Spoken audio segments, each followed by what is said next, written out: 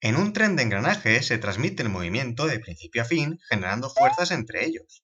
Si quieres aprender a calcular estas fuerzas, no te pierdas este vídeo.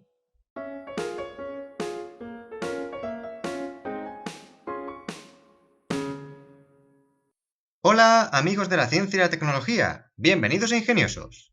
En el vídeo de hoy seguimos con la serie de máquinas y mecanismos y nos centramos en el análisis dinámico de fuerzas y torsores en trenes de engranajes rectos, analizando dos ejemplos.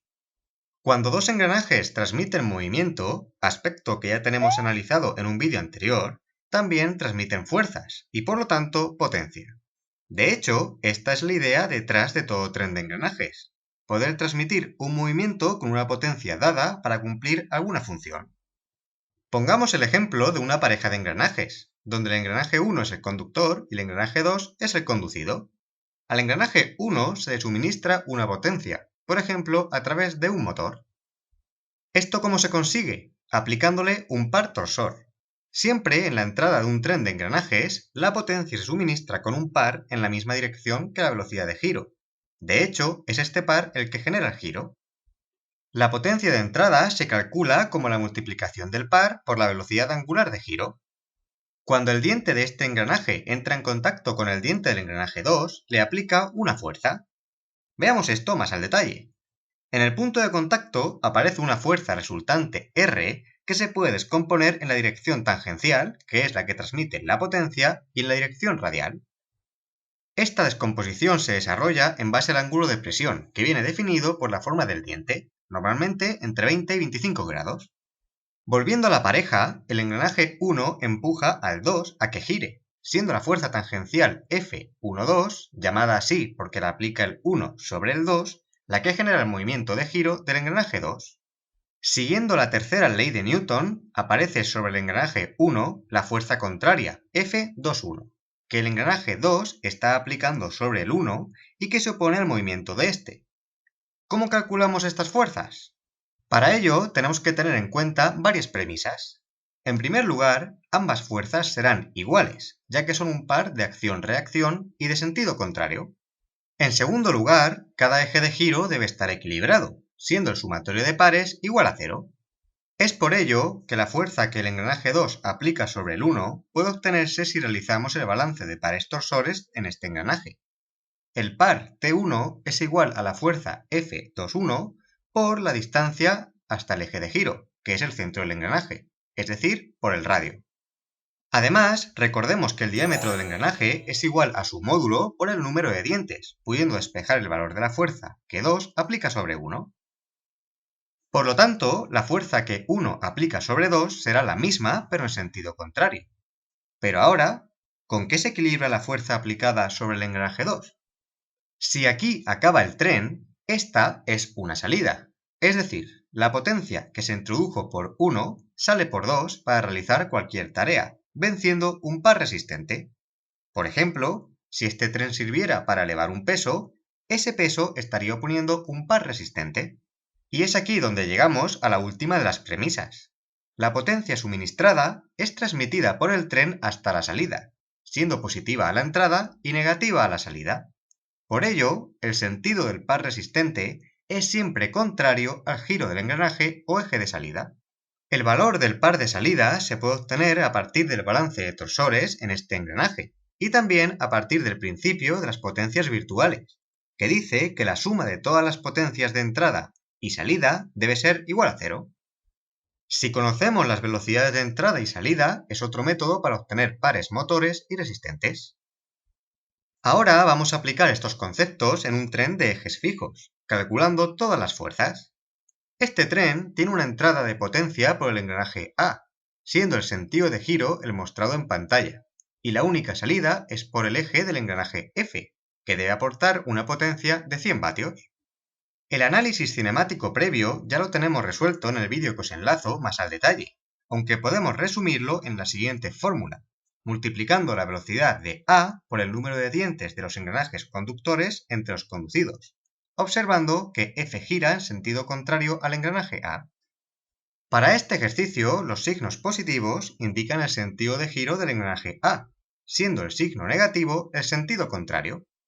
Ya sabemos que el engranaje F gira a 10 revoluciones por minuto, contrario al engranaje A, y tiene que aportar una potencia de 100 vatios. Como es una salida, esta potencia será negativa, sale del tren, pudiendo despejar el par resistente que tiene que vencer. Es muy importante que pasemos la velocidad de RPM a radianes por segundo, para no cometer errores de unidades. Como vemos, el sentido del par resistente es contrario al giro en la salida, como hemos establecido anteriormente. Ahora podemos analizar el engranaje F de manera individual. Para que esté equilibrado, la fuerza tangencial que E aplica sobre F tiene que tener el sentido dibujado. El par resistente será igual a la fuerza por el radio de F, obteniendo así el valor de esta fuerza. Conocida, también podemos conocer la fuerza que F aplica sobre E, que es igual y de sentido contrario. Seguidamente tenemos que analizar todo el conjunto formado por los engranajes D y E, ya que giran solidarios unidos por el mismo eje. Para ello, el par generado por la fuerza de F sobre E tiene que ser equilibrado por la fuerza que el engranaje C aplica sobre el engranaje D, debiendo seguir el sentido dibujado. Igualando cada fuerza por su distancia al eje de giro, que es el radio de cada engranaje, y teniendo en cuenta que los módulos son los mismos en todo el tren, se puede expresar en función del número de dientes, obteniendo la fuerza tangencial CD.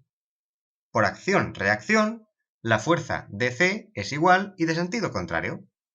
Repitiendo ahora este planteamiento sobre el conjunto de engranajes B y C, la fuerza DC es equilibrada por la fuerza que A aplica sobre el engranaje B, cuyo sentido debe ser el siguiente para oponerse al giro que genera la fuerza DC. Operando de manera similar, obtenemos la fuerza AB.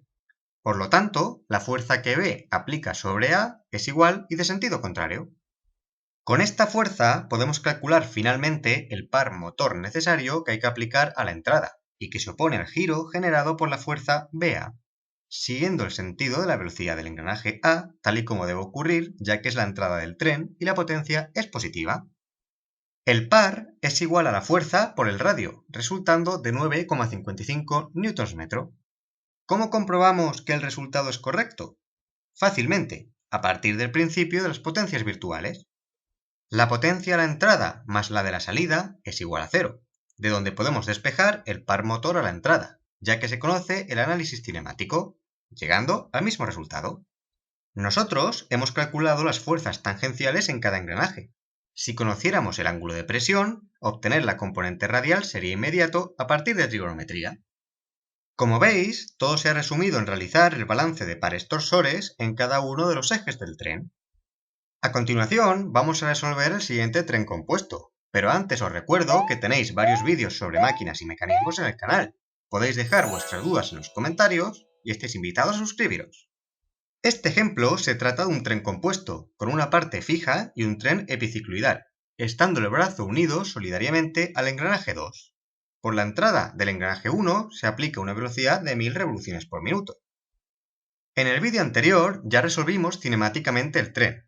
Os animo a que le echéis un vistazo previo, siendo la velocidad de salida por el engranaje 6 de 43,89 RPM, en el mismo sentido que el engranaje 1, es decir, el positivo. Además, para el análisis dinámico se tiene que vencer un par resistente a la salida de 100 Nm, obteniendo todas las fuerzas del tren. Como el engranaje 6 es una salida, el par resistente tiene sentido contrario al del giro del engranaje, para que la potencia sea negativa. El engranaje 6 tiene que estar equilibrado, lo que se consigue con la fuerza que el engranaje 5 aplica sobre 6.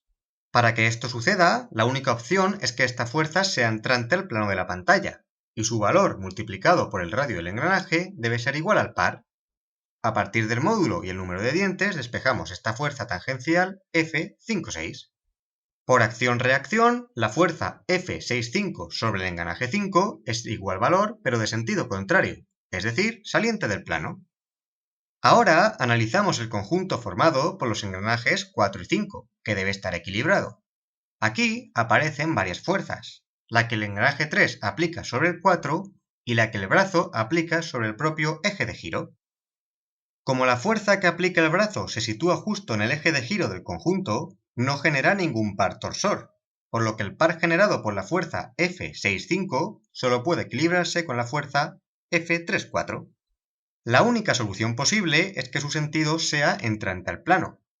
Multiplicando cada fuerza por el radio del engranaje, simplificando los módulos en función del número de dientes de cada uno, se obtiene el resultado. La fuerza que el brazo está aplicando sobre el eje, cuyo sentido en principio es desconocido, se obtiene del sumatorio de fuerzas en el conjunto. Las fuerzas salientes serán positivas y las entrantes al plano negativas. Como el resultado es positivo, la fuerza que el brazo aplica sobre el eje es saliente al plano. Pasamos al conjunto formado por el engranaje 2 y el brazo. Aquí tendremos aplicada la fuerza del eje que une los engranajes 4 y 5 sobre el brazo, que será contraria a la que el brazo aplica sobre el eje, es decir, entrante. Esta fuerza se equilibra con la que el engranaje 1 realiza sobre el 2, cuya única posibilidad es que sea entrante. Esta fuerza por el radio del engranaje 2 es igual a la fuerza sobre el brazo por la distancia al eje de giro, que es la suma de los radios de los engranajes 3 y 4. Simplificando los módulos, obtenemos el valor de F12. La fuerza 2,1 será por lo tanto saliente del plano de la pantalla. El par a la entrada se obtiene multiplicando esa fuerza por el radio del engranaje 1, cuyo sentido debe ser el mismo que la velocidad de giro, ya que es la entrada del tren, potencia positiva. Si usamos el principio de las potencias virtuales como comprobación, obtenemos el mismo resultado. Para finalizar y como siempre, os dejo un ejercicio propuesto con su solución para que podáis practicar. Esto ha sido todo por hoy. Muchas gracias por elegir el canal para seguir aprendiendo. Podéis dejar cualquier pregunta en los comentarios o en la dirección de correo si queréis que resuelva algún otro tipo de ejercicio y estáis invitados a suscribiros. Gracias y recordad, en el saber nunca cabe la saciedad. ¡Hasta otra!